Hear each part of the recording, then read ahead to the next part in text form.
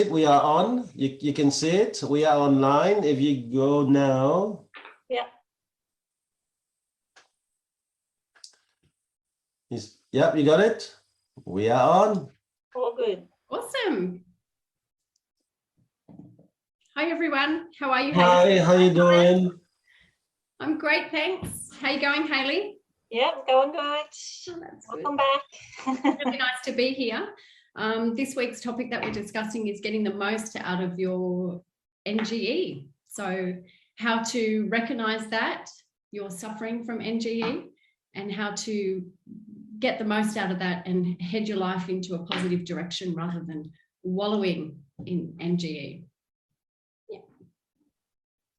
Yeah, we normally have Monique, but I don't know, maybe it's technical, maybe it's something different, so we don't know, but it's going to be the three of us for the moment until Monique is there. So I'll let Monique in because I think it'd be fair to just start with Monique around and then we can really dig in.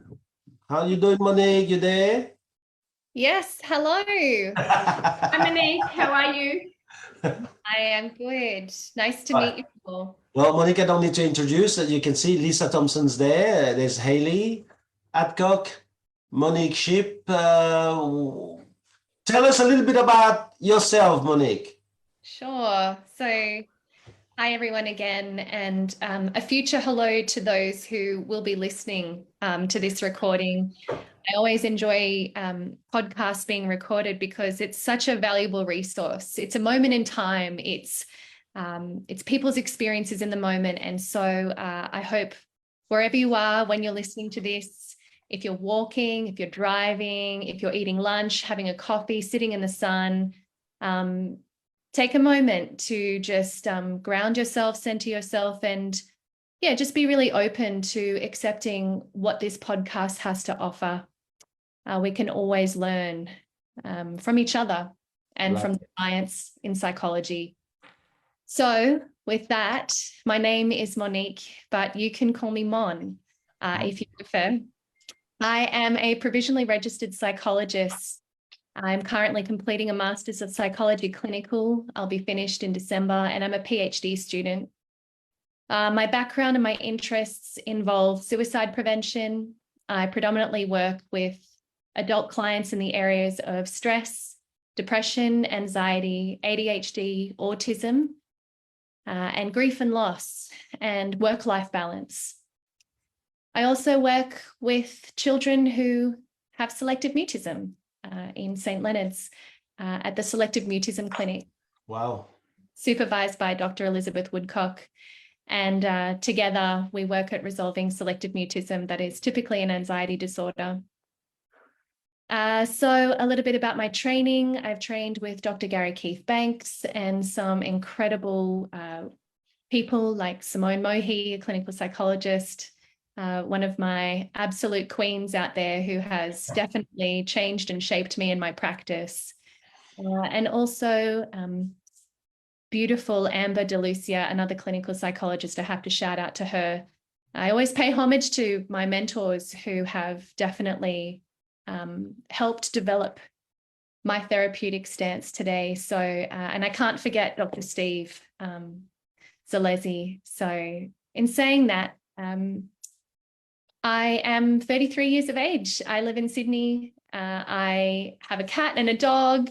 I'm very much into nature. I enjoy cooking, and I am kind of okay at it. I have a lot of competition with my my partner's family, and what that means is they're very good cooks. So I've slowly been able to show my hidden talents there. Nice.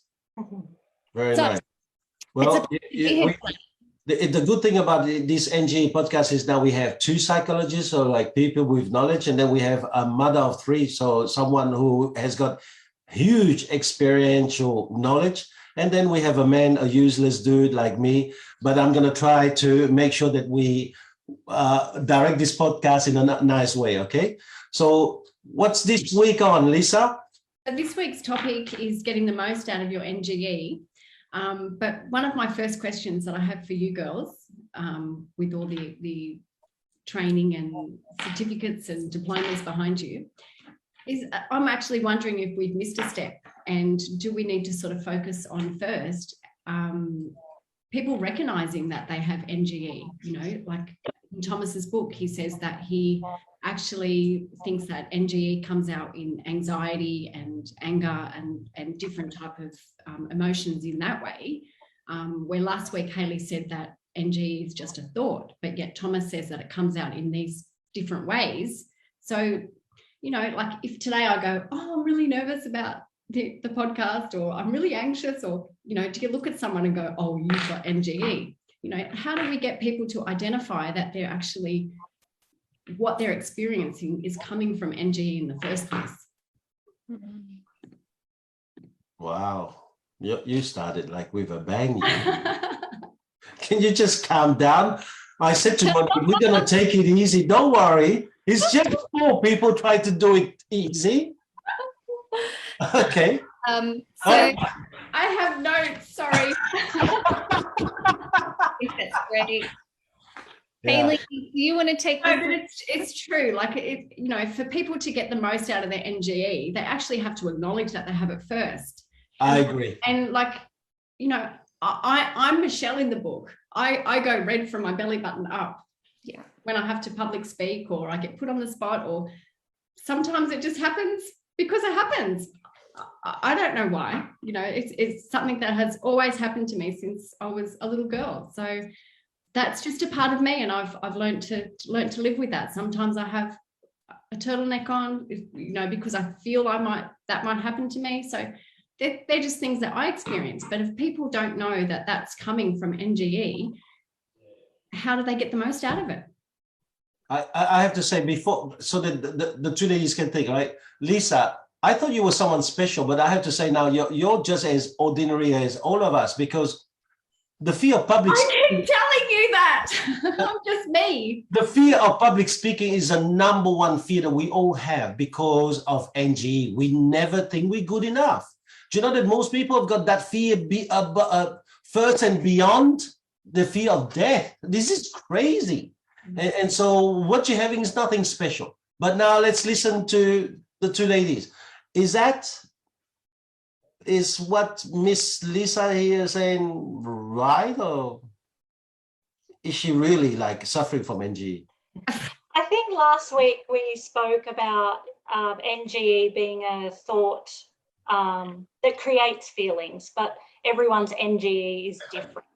So up on our Facebook page, I put the feelings wheel. Yeah, I love that. So to get people to have a look at, if you're not feeling good enough, what are those feelings? Because not good enough isn't a feeling by itself. It's a creation of all different other feelings. But what Thomas's NGE... If the ordinary person is feeling NGE, are they going to go, oh, maybe I'm feeling something and I need to go look for a feelings wheel? Oh, no. It's who has that on their fridge? No. Like, I'm not a psychologist. I'm just the mum, and I've never had that on my fridge. Yes. So for normal people, what type of things should they be looking out for to identify that they might be suffering from? This is sort of what I'm trying to explain. Everyone's would be different. So you have to recognize, I guess, some of your weaknesses or something, or the feelings that are being brought up. And they might not be that you're not good enough. So no, not everyone's going to recognize that. But NGE is like a hidden core belief about yourself. So not everyone is going to be introspective enough to go, oh, why am I thinking that way? Or why am I feeling that way? It just pops up. It's an automatic thought, and out comes a feeling or a response to something. So it's only in reflection, because our thoughts are so automatic. Yeah. Okay. So I think, in doing that, you need to be able to go, like, is it a repetitive thing? Like, is it every time you get on this, get asked to speak about something? Is it every time you go somewhere? Is it every, like, there's sort of got to be a pattern to it in order for you to be able to get some sort of insight and be able to do something about it. Okay. Monique? Yeah. Wise words, Hayley. I can see the CBT coming through there around those automatic thoughts and CBT, cognitive behavioral therapy, just to let people know. Yes. So I guess being clinically trained, I do really see a lot of people presenting with, they say time after time, I just don't feel good enough. Or I'm not good enough. And that's their direct belief. And Hayley's right, these core beliefs, they originate somewhere, right? Whether it's in our childhood, whether it was recently we formed these beliefs, but the beliefs can be quite entrenched and really hard to change these core beliefs. It takes time, it takes practice. But what we do know is that we all have days where nothing feels good enough. And for most people, the feeling might pass and kind of doesn't necessarily impact their daily living. But for some, a fear of imperfection or not feeling good enough can sometimes turn into a very repetitive experience, and it can intrude on every part of their life every day. So I guess thinking clinically, people might kind of know this not feeling good enough as imposter syndrome, which is the buzzwords that kind of come up a lot. And that's more of in a professional sense, if you start a new job or a new role, or the research, reports that doctors feel imposter syndrome when they first start out. So, I thought they had a God complex.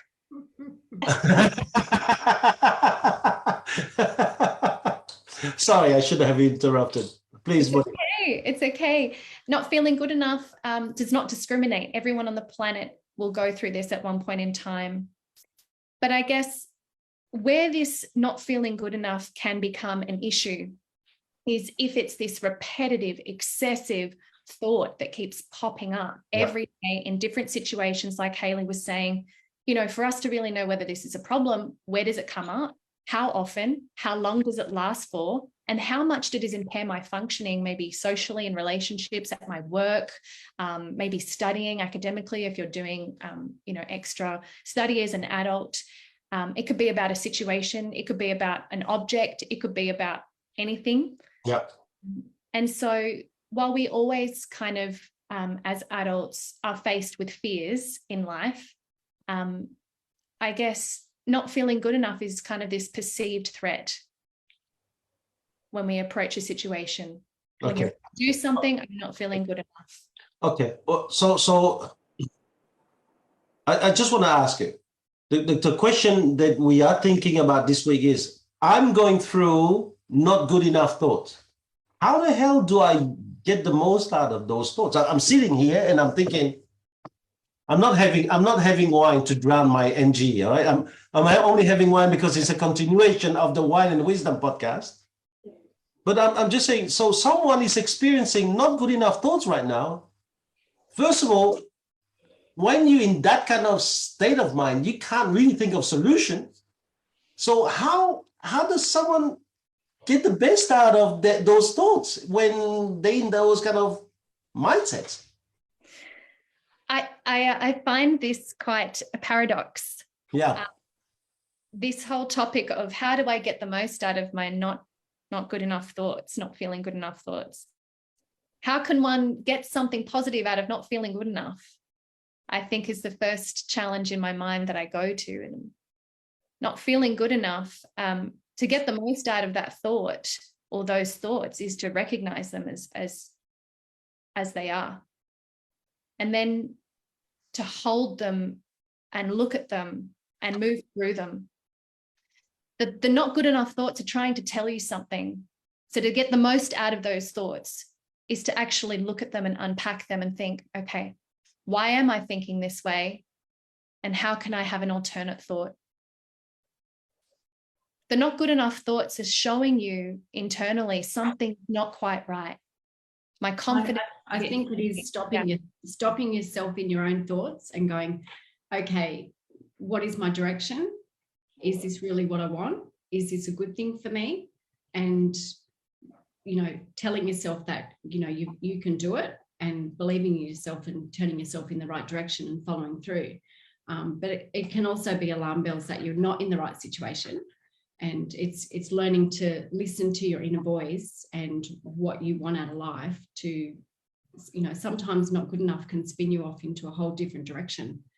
And, you know, you can succeed in leaps and bounds, you know, if you focus and believe in yourself and tell yourself that you can do it, you know, and get support from your family and friends, and talk to people about what you're thinking. Because sometimes if you actually put your concerns to your family and friends, or your mentors, or your mindset group, if you put that actually out loud to people and say, this is how I'm feeling and this is what I'm thinking, often when you actually say it out loud and you hear it yourself, you go, yeah, that's really stupid.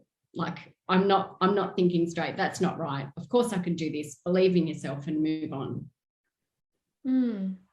Whereas if you let it sit in your mind and keep looping around, you just keep thinking, oh my God, oh my God, oh my God, oh my God, how can I do this? But if you actually talk to people and listen to what you're saying out loud, sometimes, you know, you can think to yourself, yeah, that really is silly. I can do this, or I do believe in myself. You know, like, you can sort of listen to yourself as though you were your own friend and move forward.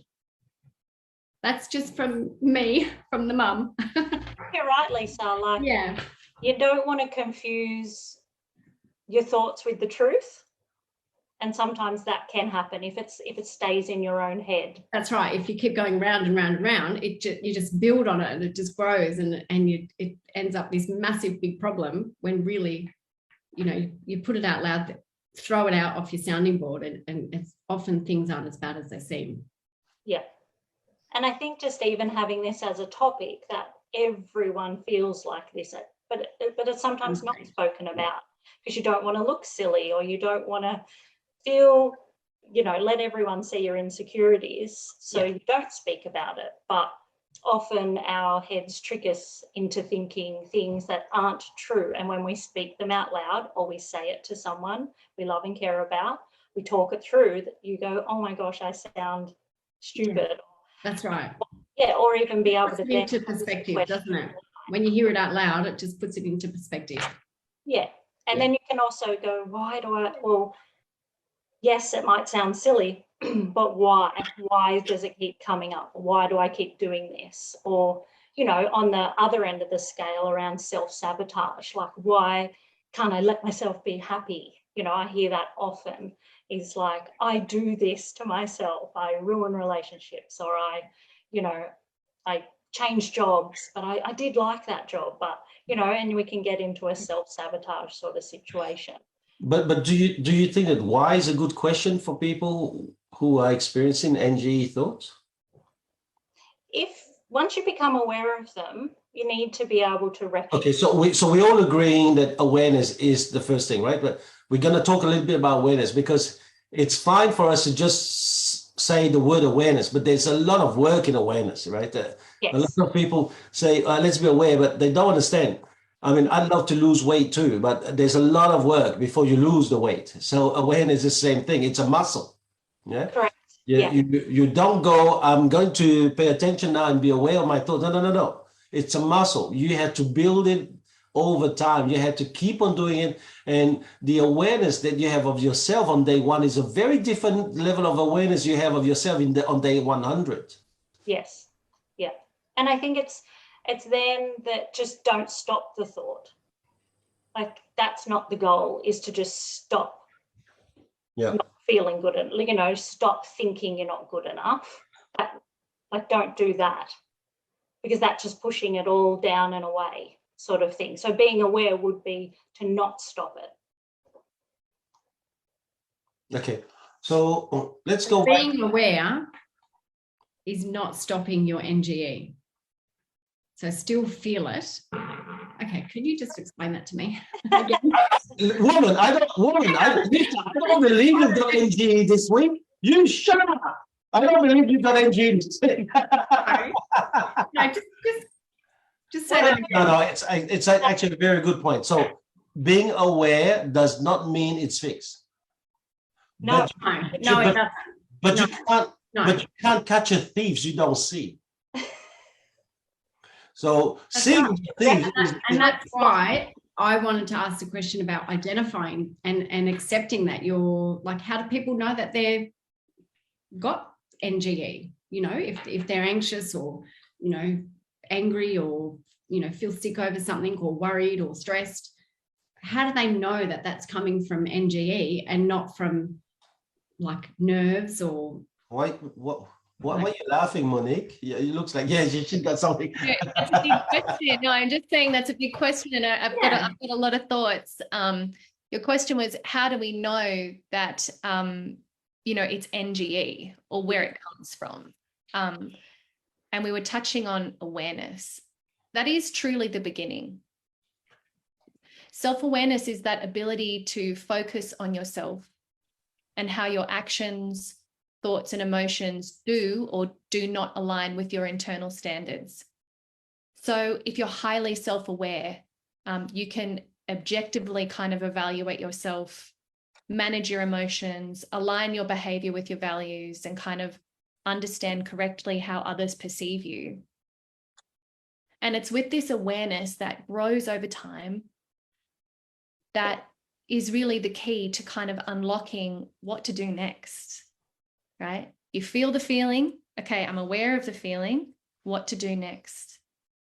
Yeah. And is it sit with the emotion for a little bit around, well, I'm not feeling good enough and that really hurts and I don't know how I'm going to move forward right now. So that's validating and giving space for those emotions of not feeling good enough.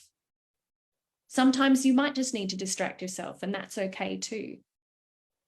But stopping the thought is essentially the key to immediate, I would say freedom, right? Oh, I'm just not going to have that thought. That's just a useless thought.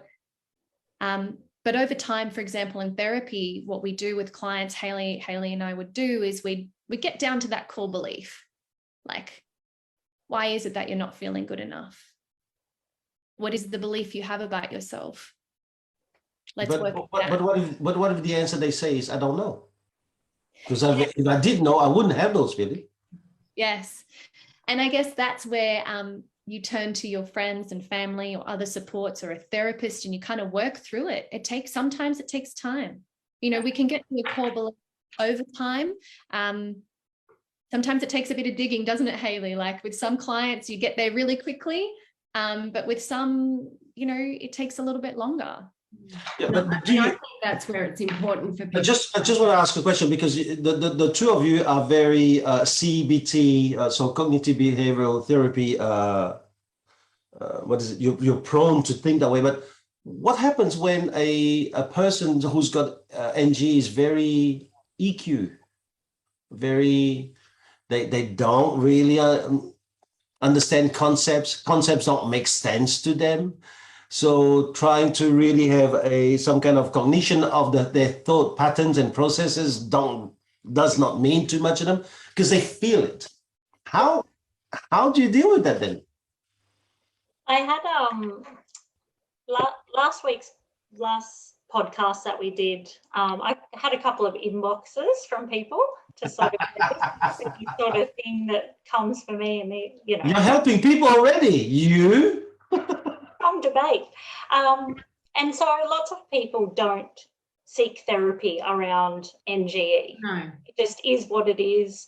And, you know, they might go, oh, yeah, I think it's from my parents, or I think it was from this situation, or I was bullied at school, or whatever it was. They can think maybe they know, but no, they don't go there and try to like really resolve that stuff. Instead, they just go, well, when I don't feel good enough, I use it as motivation. Or I just go, well, I'm just going to prove myself wrong, or whoever it was who was in my head, or whoever created, you know, and you build on that. And that's what I would say, for example, Lisa, you did. Like, if you didn't feel good enough, you just used it as motivation to go, well, I'm going to put one foot in front of the other, and I'm just going to climb that ladder, and I'm just going to keep doing it. And I think that's what the majority of people would be doing. They'd be going, okay, it's there. I feel it, and now I'm going to use it to my advantage. And no, they don't go back to family of origin issues or whatever else. They don't unpack it because it hasn't impeded their functioning. They've just, it sort of hasn't, maybe that stagnated them for a little bit, but it hasn't really interfered with them that much. So yeah, they've used it, I guess, because NGE can be a good thing. Is NGE a good thing? That's going to be another topic. Right? I don't know about it now, but let's. How can NGE be a good thing? I personally believe that NGE, you either work it out, settle with it, or it's going to destroy you eventually. Yeah. So this example that was given to me, and so I'll just pose it, was that sometimes it can be a good thing in this. So this was the example, was I knew that this isn't me, this is the person, that they knew that their father really valued, material things, and like, you need to have a house by this time, and you need to, and he wanted to travel. So he put all his money into traveling the world and life experiences and all of those things. And when he spoke to me, he said, I'm a traveler. I'm a people, like, I loved it. I've loved all of my experiences, and I knew it was disappointing my dad. I knew I wouldn't be good enough. I didn't have a house by 30 like my sister. So he said, I've always felt not good enough, but do I disappoint my dad to be authentic to myself and be the traveler, because I loved that? Or do I, be good enough for my dad and do those goals only to resent later because you're not authentic? But that's a conversation that needs to be had between the son and the father. Yeah. Because obviously they don't really understand each other and they don't really know each other. Correct. So he was just sort of talking about, that's how I've used my NGE to motivate myself to sort of go, well, I'm just going to be authentic to me, and I'm going to disappoint people and not feel good enough in this situation or this situation. But yeah, who am I? What are my values? So that, like you said last week, Hayley, good enough for whom? I love that. I love that. And that's one thing that my mum taught me very early when, I was in high school. Kids, other girls, other students, whatever, friends, not friends, whatever, just stick your nose in the air and keep walking. And it's true. Like, I believe, and I hope my kids have learned, that earlier in life they can learn not to worry about everyone else, what everyone else is doing, the better off they are, the more resilient they'll be. Like, my mum used to always say, just stick your nose in the air and keep on walking and don't worry about them. And it's true. It's true. The earlier you learn that, the better. Yeah. But it's just hard. That's hard in that age that we're living in of social media. So hard. But it's social media with the kids. Like, every time I open up my Facebook or I walk into the nice little store that the clothing boutique or whatever, now the clothing boutiques, not only do they have candles, but they also have self-help books. Everywhere you turn, everyone's got a self-help book. Everyone's got a little quote that you should be, having on your mobile phone, or you should be having here or there on your fridge, whatever. And it's like, well, that also is putting out to everyone that everyone's not good enough. There's always more gratitude to be had. There's always more positive, little jingles or whatever. Like, it's just everywhere you go, there's something that is all this positive stuff, which is good, but when is it enough? I'm glad you brought up social media, and I kind of wanted to just say, Hayley, your example of that client, when he said, I don't have a house like my sister does, right there was comparison. Mm-hmm. Yeah. And when you compare yourself to someone else, that's also, a big factor behind feeding that not feeling good enough. So looking a little bit into what social comparison is, it's everywhere. Like you said, Lisa, on social media, people can compare themselves. And there was a recent study and course by Harvard University. It was called The Science of Happiness or Wellbeing. And they literally said, you know, social comparison is one of the strongest predictors for depression. So when you compare yourself to someone else, it's not healthy. Could be inspirational, but it definitely feeds into that not feeling good enough. But you can't help but do that. Mom and dad ask you to be better than your cousin.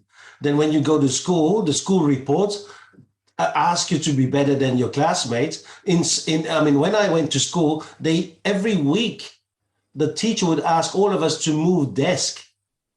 And whoever had the best school report for that week would sit closest to the teacher.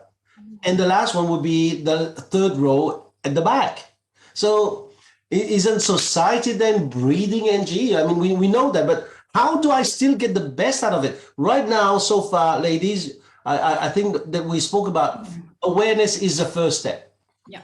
I think that in many ways, you have been speaking about make sure you have the right mastermind group, a group of people that you can talk to that really can not say, oh, poo you, but at least debate your ideas. When you say something, they can say, really? Let's take that thought of yours a little bit further and see where it leads. And really argue the point with you without you feeling like, now I want to just shoot myself. That's not the right mastermind group. But what else can people do? What else can people do? I'm having right now not good enough thoughts because I'm going, these three ladies, I mean, I don't know what Lisa's eaten tonight, but these three ladies just like out of this world. And I'm sitting here with my glass of wine and enjoying the moment. I'm feeling not good enough. I don't deserve to be in this podcast. So how do I make the best of those thoughts? Well, I would say stop comparing and competing in this moment. The phrase that you're not good enough implies that there's a kind of a standard that exists that you've got to meet right now. But what I really enjoyed hearing was you saying, I'm here enjoying the moment, partly. And you've got a wine if you're not feeling good enough. Yeah, so just stopping and stop that comparing and competing, I think is the first thing we can do when we're not feeling good enough. That is if we are comparing. It could just be a negative automatic feeling that comes up. And if that's so, then, you know, we can seek therapy for that. But I would again, another practice to stop feeling like you're not good enough is actually recalling your past achievements. You know, what have I done in the past? Right. Actually is hardcore evidence of I am good enough, actually. I've been good enough in the past, and reminding ourselves of these achievements is really important. So having an achievements log, I think, is a good practice. Nice. But what if you talk to your friend and you say, have a look, you've been single, you brought up 3 amazing kids, but then your friend goes, no, that means nothing. That means nothing. Well, I mean, that's... Do you have the right friends?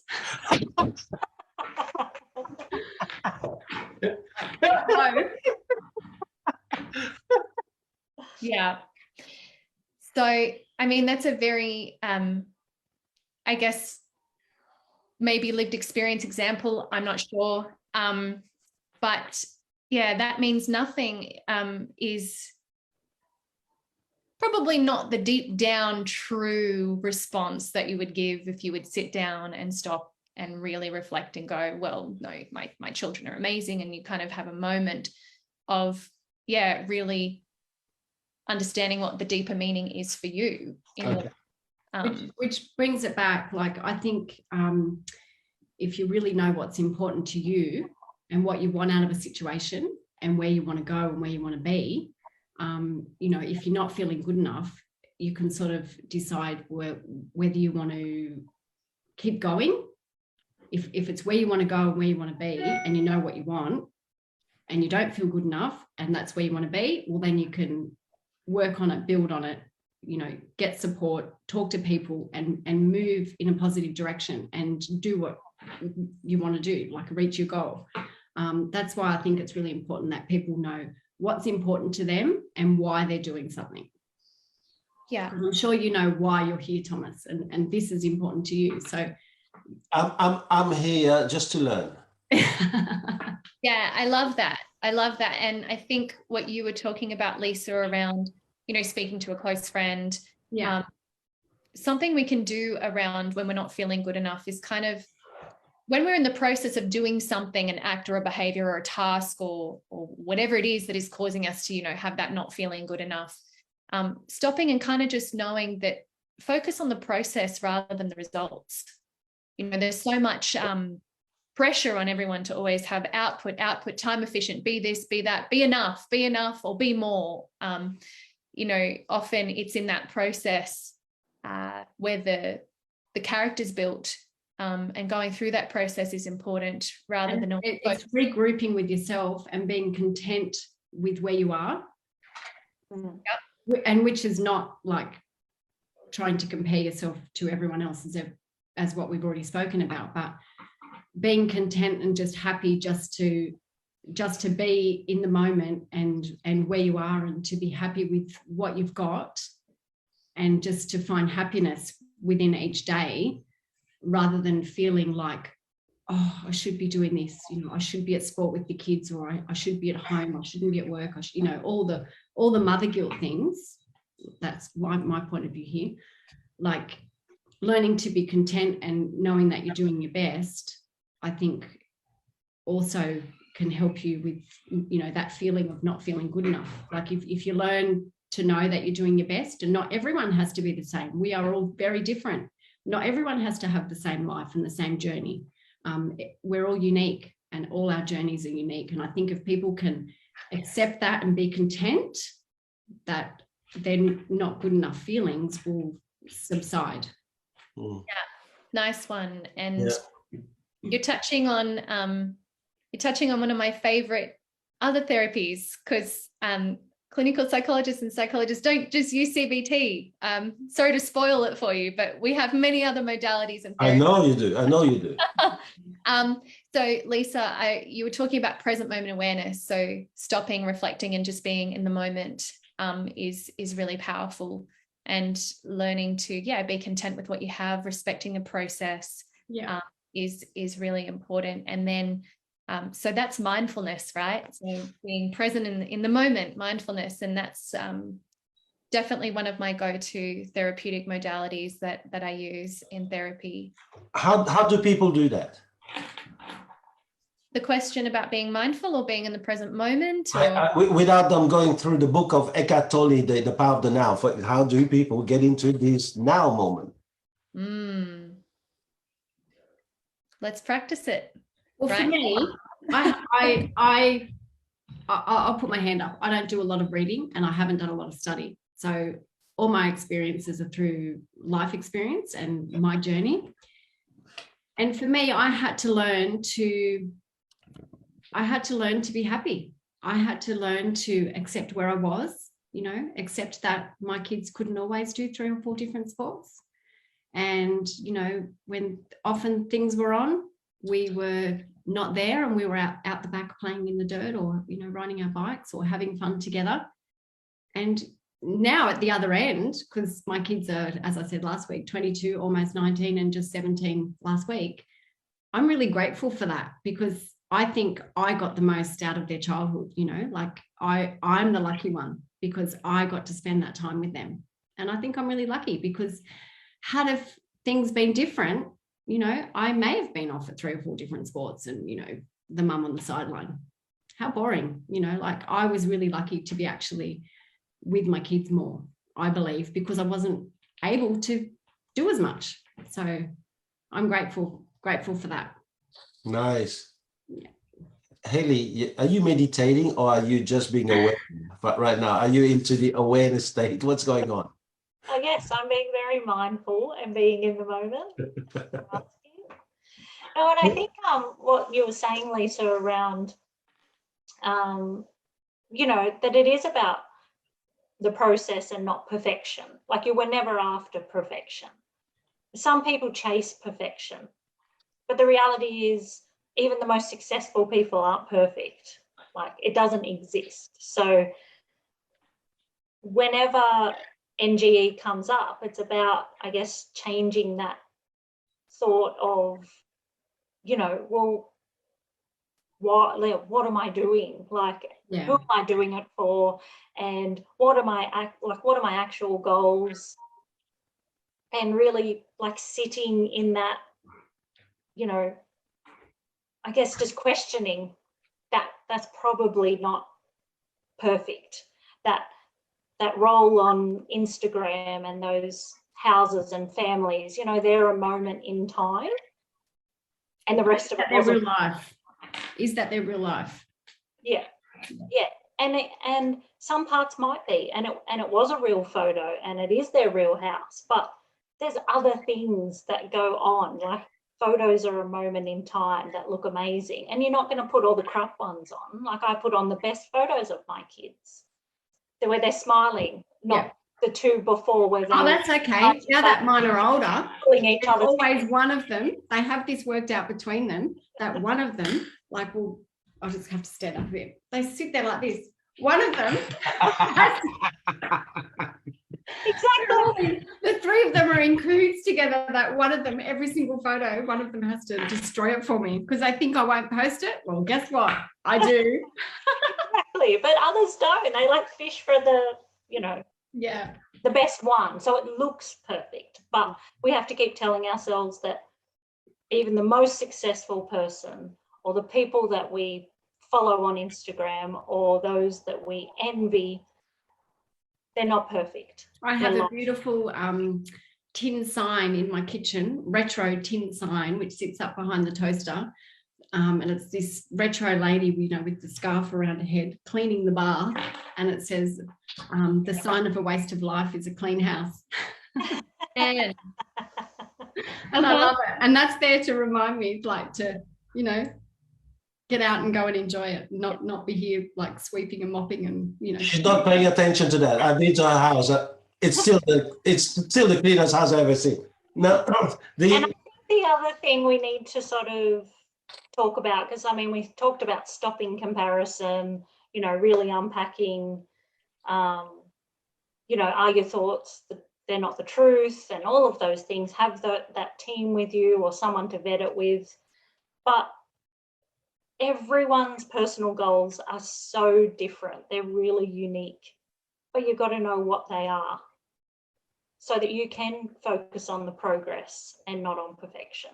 So have like setting up your own personal goals, and whether that be for your career, for your finances, for your social life, you know, relationships, physical well-being, like even just having one target that has, you know, so you can put one foot in front of the other. And correct me if I'm wrong, but I would believe that everyone has, like Thomas, you would have had goals and then just, you know, just kept stepping towards them. So would you, Lisa, and so would you, Monique. Like in our personal lives or in our professional lives, we all just need a goal, even if it's small, just to step towards. So I think about in your personal life too, it's about knowing that you're having a bad day, or like recognizing, you know, I feel flat today, I don't feel right, you know, I had a bad night's sleep, whatever. Recognizing that you feel flat and having that process, you know, that thing that you do, whether you ring a friend, whether you have a book of positive quotes that can, you know, pull you up out of the trenches, like, you know, having that process that you can recognize, you know, you're having a bad day and going, okay, I'm going to call my friend, I'm going to, you know, talk to her about this, or I'm going to Google this, like having that process that's going to help you be a bit more uplifted rather than just wallow through the day, like, you know. And focusing on what you're good at. Yeah. But ladies, you're having fun. Every day you've got to find something fun to do. Yeah, but you're speaking from the heart, ladies. So here's a man. We want to be the best. I mean, how could we just talk about the fact that we're not that good? I think men have it really hard. To be honest, I think men have it really hard. And I think like a lot of breakdown in marriages, like you can see that the guy's off trying to do the best that he can do for his family. but for what? The cost of his family and the cost of a relationship. But for anyone to try and tell a young man that he's ruining his life for the sake of his career, good luck. No, I think men do have it really hard because, you know, they have to provide, they have to, you know, be successful, they have to be the perfect father. So I'm not saying that mums don't either. Like we have it hard as well, but I think men particularly have it hard, and I think it's something that's not spoken about. That's something that we're going to talk about is NGE, words for men, but that's going to be another subject. Let me share with you something about how people can get the best out of their NGE thoughts. The best thing for me was about 3 years ago, starting a series of podcasts.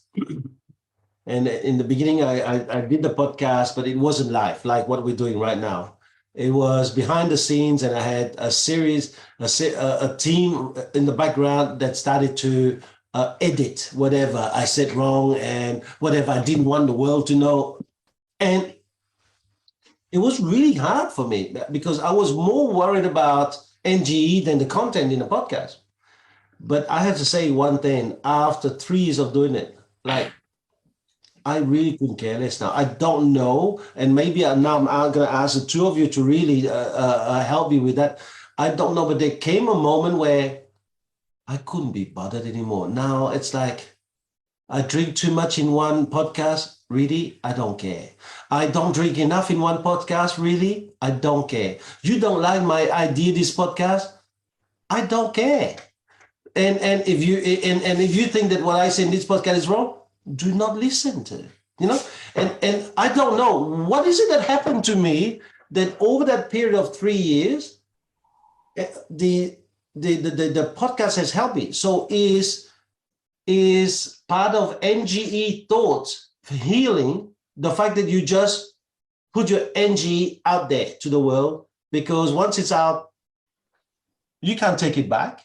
And if you can't take it back, either you live with it, but then is it dangerous? And do you just not care about it? Or am I doing something that is totally stupid that's going to bite me one day? I'm asking you.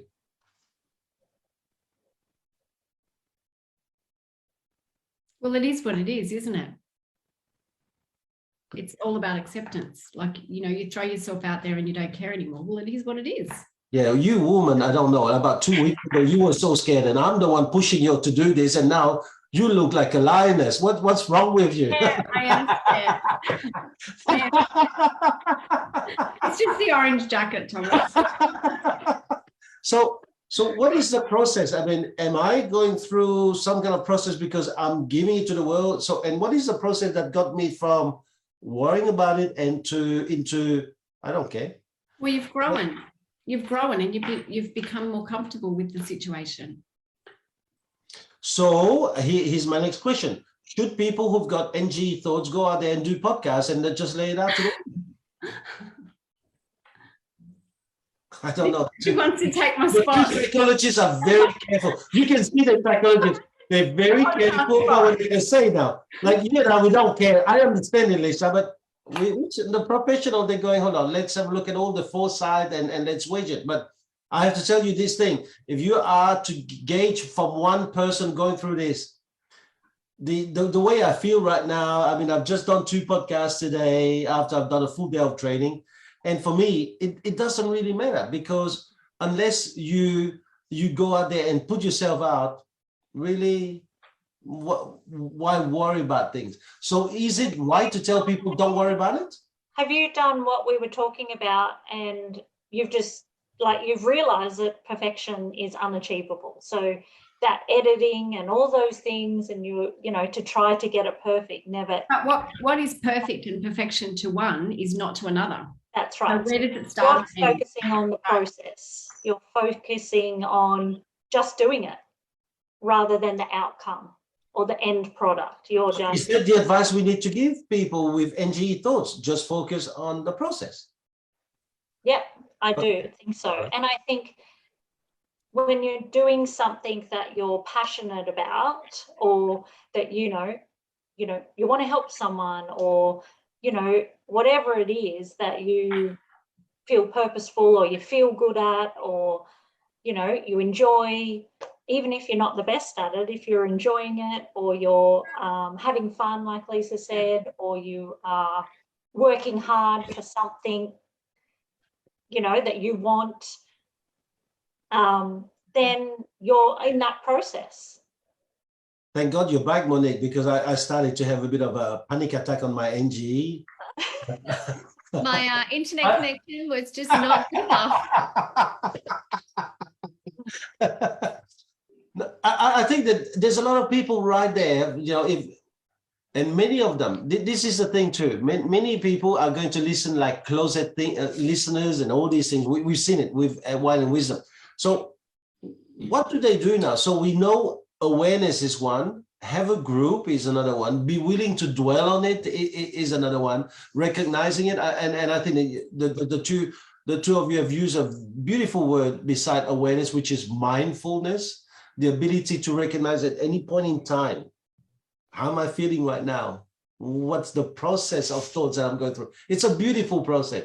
But how do you do that when all I'm worried about is, I don't want Dad to think that I'm not that good?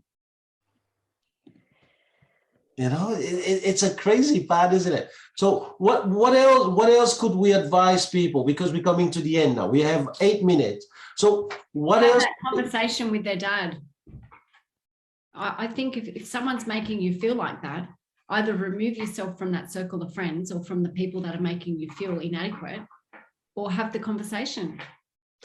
It's excellent that you said that, because Dad, about 3 years ago, was having an open heart surgery. He thought he was going to die. I landed about 24 hours before he had the operation, and Dad sat down with me and gave me a 15 minutes of his talk, and I could see he was talking about, maybe I won't survive tomorrow's operation. I'm going to tell you everything, kid.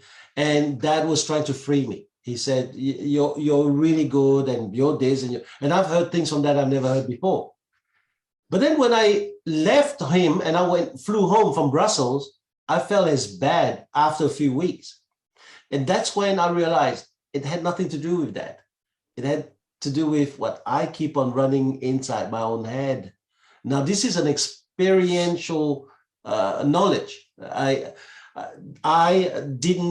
got Dad to free me, but Dad didn't free me, because it was never Dad to free me. It was about me freeing myself.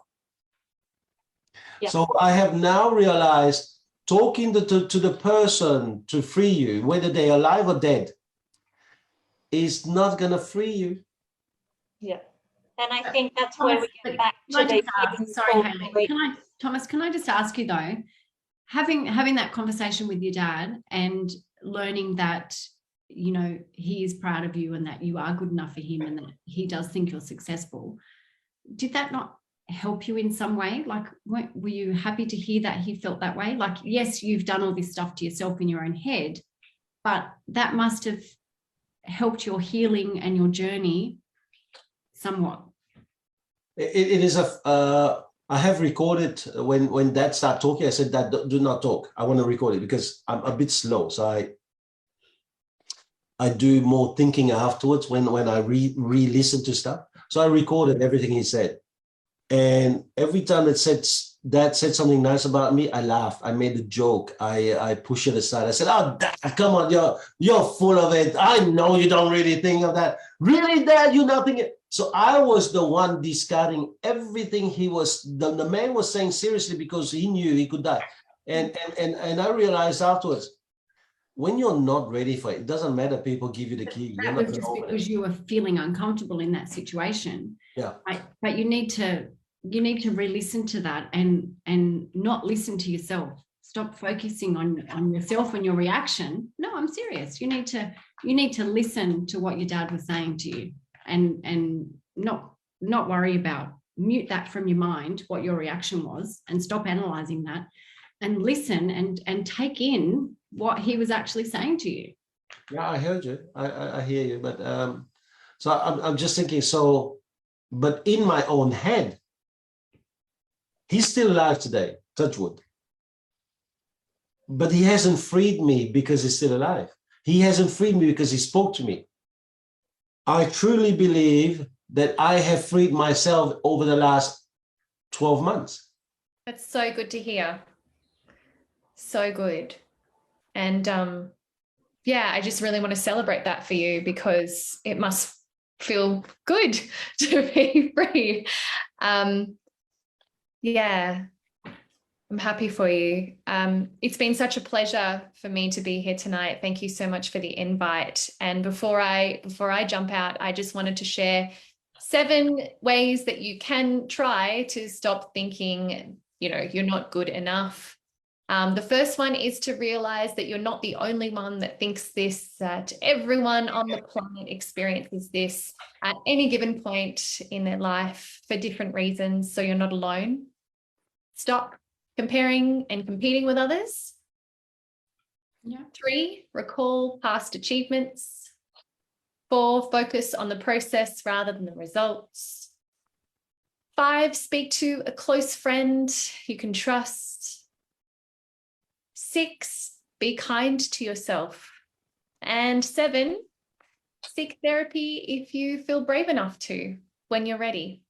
So that's all from me tonight. Thank you so much for having me. Hayley, it was a pleasure to meet you, and Lisa and Thomas. To Monique. Thomas, I think these podcasts have a lot of gold, and yeah, congratulations on developing such a good communication tool to share your experience with others. And I think the effects of your podcasts will go beyond what you might ever see, which is really special. Thank you so much, Monique. You're welcome. Wow, that's nice. Lovely. Hey, we're going to let you close today because Lisa's out of this world today. The lioness has unleashed herself. I don't know. I said to Lisa quite a few weeks ago, just do this thing. You will see within about 6 months, you will feel totally different. I lied. It took her 2 weeks. Okay, so Hayley, what about you closing today on those thoughts? And I think that I'm not taking anything out of the 7 points from Monique, which I think it's fantastic, right? Yep. So what about yours, and how would you close this? Oh no, I totally agree with those 7. I think that's it, and I think it's about I guess, yeah, noticing that they exist, that people in general don't feel good enough, and that even the most successful person that you put on a pedestal is not perfect. I think will go a long way. Yeah, doing that it's about the process, not about the result or perfection. It's about doing what you're good at, focusing on your strengths, and being around supportive people who build you up, and who also help you, your own worst critic. That, like, NGE is an inner critic, but it's also okay to have sounding boards that are also critics, and help develop you, help you focus on learning more about yourself or about whatever you want to get better at. Or Lisa, you talked about like improvement, self-improvement, and all of those things. That's great if that's what people want to focus on, and those personal goals and achieving and having like a cheer squad. So and I just think that what is good enough? Yeah. I'll add number 8. I'll add number 8. I loved your 7, Monique, but I'll add another 8. Allow yourself to have fun, allow yourself to laugh, and allow yourself to laugh at yourself, because it's okay not to be perfect all the time. So just enjoy it, have fun. That's going to be a different topic that we're going to have to talk about it, because I went to a Deepak Chopra seminar he held in Wollongong. Deepak Chopra came down with his entire entourage, and he put some music and tried to get us to allow ourselves to have fun, and I froze. And I cried in the dark because everyone had to dance to the music and I couldn't do it. So it's okay to just tell people to allow it, but I couldn't do it. I could not even dance. I cried and I was sobbing so badly that some of his guys, and I could feel it, my eyes were closed because it was dark. Some of his people coming around me and saying, what's wrong with this dude, you know? And it was in 1997, and I really was not allowing myself to even feel it. But that will be something we need to talk about it, because today we've recovered so much. Monique, you have been an amazing guest.